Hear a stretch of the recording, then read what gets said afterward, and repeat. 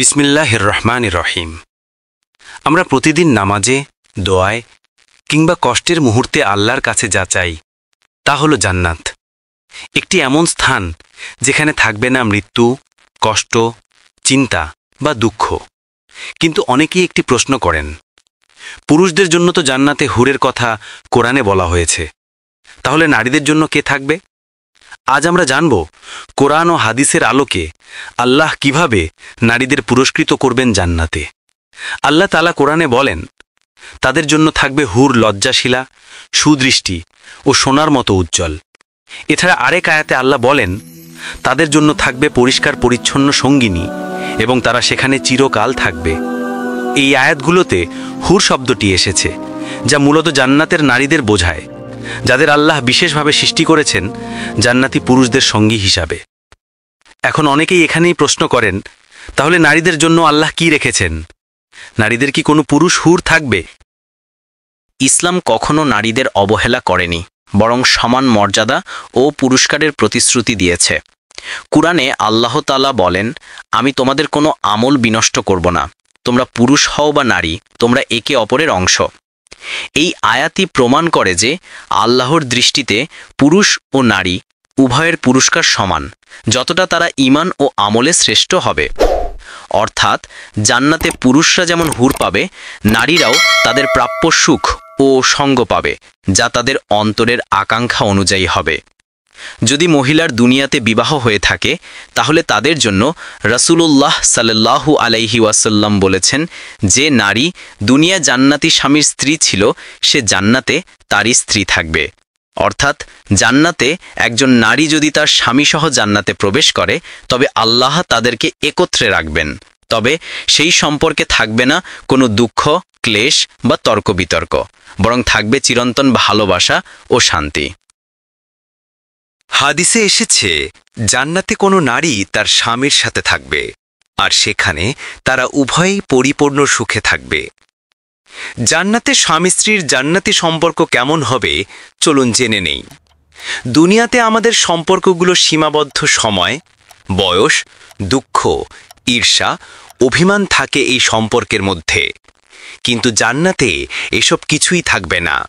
আল্লাহ বলেন, তারা সেখানে একে অপরের দিকে তাকাবে আর তাদের অন্তরে থাকবে না কোনো হিংসা।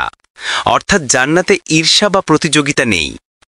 একজন নারী দেখবে তার স্বামী হয়তো হুর পেয়েছে, কিন্তু সে কষ্ট পাবে না, বরং আল্লাহ তার অন্তর থেকে হিংসা দূর করে দিবেন। কারণ জান্নাত মানেই হলো চির শান্তির স্থান, যেখানে থাকবে না কোনো অভাব, হাহাকার বা দুঃখ। তাহলে প্রশ্ন আসে, যেসব নারী অবিবাহিতা ছিলেন, বিধবা ছিলেন বা যাদের স্বামী জান্নাতে যাবে না, তারা কি পাবেন? এটাই আমরা এখন জানব, আল্লাহ কিভাবে জান্নাতে নারীদের এমন সঙ্গী দেবেন যা তাদের হৃদয়ের আকাঙ্ক্ষার চেয়েও বেশি সুন্দর ও শান্তিময়। অনেকেই জানতে চান, নারীদের জন্য কি আল্লাহ পুরুষ হুর সৃষ্টি করেছেন? চলুন দেখি কুরআন ও হাদিস এ বিষয়ে কি বলে।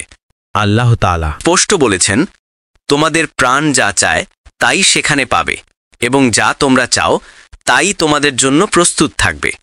আরেক জায়গায় আল্লাহ তাআলা বলেন, তাদের জন্য সেখানে থাকবে যা তাদের মন চায়, এবং সেখানে থাকবে চির বসবাস। অর্থাৎ জান্নাতে নারী বা পুরুষ কেউই অপূর্ণ থাকবে না। যা হৃদয়ে কামনা জাগবে, আল্লাহ তাই পূর্ণ করবেন। সুতরাং যদি কোনো জান্নাতি নারী সঙ্গী চায়, আল্লাহ তাকে এমন সঙ্গী দান করবেন যিনি হবেন তার উপযুক্ত, সুন্দর ও পবিত্র, যেমন হুর জান্নাতি পুরুষদের জন্য। ইবন কাসির রহিম তার তাফসিরে বলেছেন, জান্নাতে নারীরা তাদের স্বামী বা তাদের জন্য সৃষ্ট করা পুরুষ সঙ্গীদের সাথেই থাকবে, আর তারা হবে হুরদের চেয়েও সুন্দর। অর্থাৎ আল্লাহ নারীদেরও এমন সঙ্গী দেবেন যারা হবে তাদের মন ও হৃদয়ের পরিপূর্ণ সান্ত্বনা। ইমাম কুরতুবী রহিম বলেন, যে নারী দুনিয়ায় বিবাহিত ছিল না, আল্লাহ তাকে জান্নাতে এমন সঙ্গী দেবেন যিনি জান্নাতের হুরদের মতোই হবে, বরং আরও উত্তম। অর্থাৎ আল্লাহর রহমতের কোনো সীমা নেই। যিনি পুরুষের জন্য হুর সৃষ্টি করেছেন, তিনি নারীর জন্য তেমনি শ্রেষ্ঠ সঙ্গী তৈরি করবেন। নারীরা জান্নাতে হুরদের চেয়েও সুন্দর হবে। রাসূলুল্লাহ বলেছেন, জান্নাতের নারীরা হুরদের চেয়েও উত্তম হবে। কেন নারীরা হুরের চেয়ে উত্তম হবে?